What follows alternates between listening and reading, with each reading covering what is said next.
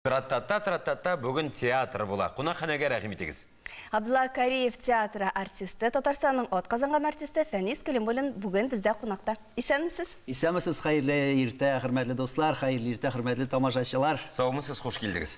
Неше хәлләрегез? Аллаға шөкер әйбәт. Исән сау. Әлбәттә, біз бүгін сіздің белән театрның эшчәнлеге һәм якын арада нинди премьера көтелеш хакында сөйләшербез. Алла бирсә, безнең 5 һәм 14 март көннәрендә Микулай исемле яңа спектакльнең премьерасы булыр дип көтелә. Ялгышмаса, ул Мансур Гыйләҗевнең моноспектакле, шулай бит? Әйе, нәкъ дөрес шулай, моноспектакль. Безнең театрыбыз тарихында бу әле беренче тәҗрибәбез дисәк тә дөрес булыр. Әле мондый спектакльләребез юк иде. Бер генә кеше уйный торган спектакль, моноспектакль. Шул бер генә кеше уйный торган булып каламсың, яисә режиссер әлеге моноспектакльне бүтән яклап ашамы?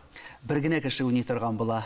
Режиссер Ринат Аюпов, сәхнәдә бер артист. Спектакльнең уңышлы чыгуына да, яисә инде Алла сакласын, уңышсыз килеп чыкса да, монда бер артист үзе җаваплы, үзенә әйтергә кирәк, үзе генә гаепле һәммәсенә дә. Әйбәт булса да, начар булса да. Бу безнең театр өчен яңалык дип әйттегез. Сер түгел, сезнең театр инде менә сезон башыннан узган сезоннарда сезнең театрда яңалыклар күп булды. Менә бу яңалыкларга ничегрәк карыйсыз һәм аларны кабул итеп бетерәсезме? Яңалыклар инде әлбәттә әйбәт нәрсә, без инде аларга әзер дисәк тә була. Бездә инде соңгарада чынлап та төрле лабораториялар эшләп килә. Яңалыкларга инде башка режиссерларны, башка режиссерлар килә, Мәскәү режиссерлары башка җирләрдән безнең менә яңа спектакльләр булып үтте. Яңалыкка әйбәт карыйбыз, алга таба барга, үсәргә тырышабыз, әлбәттә. Яңалык һәр вакытта да кызыклы. Менә яңалык дигән төшенчә ул кешедә яисә курку хисе, хөрмәт хисе яки сөенеч хисе уята. Сездә ничегрәк? Бар бу хисләр бөтенесе төрелеп бара дисәк дә, бераз шикләнү дә бар, сөенеч тә бар. Әмма инде эшнең нәтиҗәсен күргәчтән, инде ул күбрәк Аллаһка шөкер сөенеч белән кала. Шунысы әйбәт. Эшнең нәтиҗәсе ул кайтавазлармы? Кайтавазлар ниндирәк? Эшнең нәтиҗәсе инде әлбәттә тамашачыга спектакльләрне үзебезнең эшне тәкъдим иткәч, аларның уңай фикерләре, аларның алкышлары, озаклап кул чабулары, менә шул. Яңадан премьерага әйләнеп кайтыйк. Алла бирсә, 5-14 март көннәрендә булачак премьерада һәм гомумән әсәрдә Мансур Гыйләҗев Микулай моноспектаклендә нинди темаларга мөрәҗәгать итә? Вакыйга Сарсаз күл дигән авылда бара, Керәшен авылында. Монда инде бер үзе ялгыз гына яшәп калган Керәшен агае менә бер көн эчендә үзенең инде башыннан авылның үткәннәрен, бөтен тарихын искә төшерә, искә ала. Һәм дә инде аны иң менә йөрәген әрнеткән нәрсәләр ул да булса, ул менә нәсел бетүе, авылның бетүе, аның авылны яңадан тергезәсе килә, авылда менә яңадан яшәешне булдырасы килә, нәсел калдырасы килә. Һәм дә инде безнең менә бүген бит милләт турында, тел турында бик күп инде сөйлибез, чаң кагабыз, әйме милләт бетә дип, телебез бетә дип. Менә безнең әсәрдә дә бу мәсьәләләр кузгатыла. Менә бу Микулай да үзенең теге тел бетүенә дә, шулай гореф гадәтләрнең бетүенә, безнең мәдәниятебезнең югала баруына дип күңеле әрни аның. Шуларны әйтәсе килә, шул проблемаларны күтәрә. Ул бер Микулайны һәм дә инде менә бер Микулай аркылы бик күп инде глобаль проблемаларны күрергә мөмкин дип әйтәсе килә. Ничә яшьтән спектакльне карап була? Ничә яшьтәге балалар өчен кызык булачак? 12+ дип бирелә инде спектакль. Аннан соң инде безнең шунысы кызыклы спектакльдә әле без 2 составта уйныйбыз. Аның берсе мин булсам, икенчесе безнең Камал театрыннан Алик Фазылҗанов булачак, Алла бирсә. Сорауны бирмичә көтеп тора идем, үзегез әйттегез, рәхмәт булсын. Бу сәрендә шишәбез. Алик абый бит инде ул Керәшен авылында үскән җегет. Шуңа күрә ул аңа бик тә якын. Алла бирсә, менә шул ягы белән дә кызыклы булыр. Кариев театрында Камал театр артисты да спектакль уйный. Бу шулай яңалык. Әйе, бу шулай ук яңалык көтеп калабыз. Тагын әйтәсе килә, инде спектакльдә шундый Керәшен халкының матур җырлары яңгырый. Менә анда безнең хор бар. Ул инде сәхнәдә әлбәттә хәрәкәт итми, минем белән, безнең белән мөнәсәбәткә керми. Һәм дә инде әйтәсе килә, менә Пыяла күкәй дигән Керәшен халкының бик матур җыры бар. менә бу җырны яңарак яңгырашта ишетергә мөмкин булачак тамашачылар. Шуңа күрә тамашачыларны көтеп калабыз үзебезнең спектакльдә премьерага. Тәгәрәттем аппағым, театрга барып җитсен дип. Соңгы арада шулай нәрсә күзәтелә, ул театрларның аралары якынайды кебек. Ягъни менә бер артист икенче театрда уйный ала, шул икенче ниндер театрның режиссеры башка театрда нәрсәдер куя ала. Менә моңа ничегрәк карыйсыз? Бу уңай күренешме? Ничегрәк карыйсыз? Уңай күренеш дип саныйм, чөнки инде театрда үзеңдә генә теге кайнап утыру түгел, тәҗрибә, уртаклашу, аралашуда башка режиссерлар белән эшләп карауда артистларга кызыклы. Башка режиссер артистны икенче яктан ачырга мөмкин. Шуңа күрә мин моны кызыклы дип саныйм. Менә үзегезгә шәхсән артист буларак, Кариев театры актеры буларак, Татар җегете буларак, Микулай персонажының кайсы күтәргән соравы якынрак?